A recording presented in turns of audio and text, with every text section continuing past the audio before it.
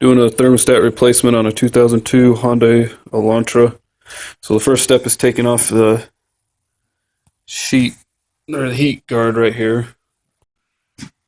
So you got your 10 millimeter screws. There's four of them. One right there, right there.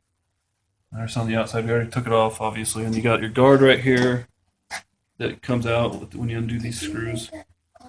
Now we have a 12 millimeter on this socket, so we can take the thermostat off right in here.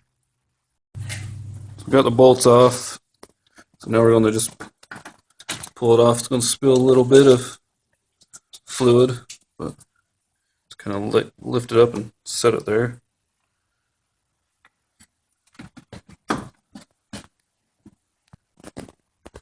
You can see some of the gasket is still on there, so we'll just have to make sure to get all that taken off and obviously get a replacement for it.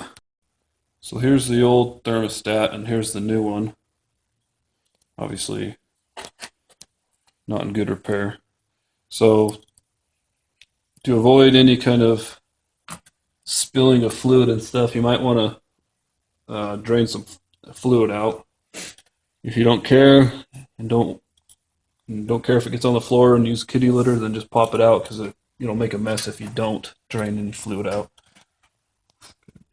Okay, so here's the new thermostat. So we're just going to put it in like this.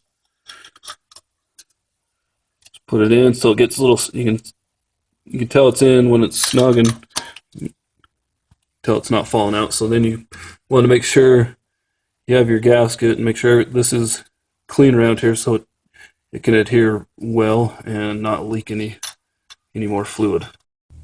Okay, so we got the thermostat in there, and here's the gasket. So just make sure you slide it in. You just want to be careful you don't get it caught on the ridges of the bolts and end up cutting it or ripping it.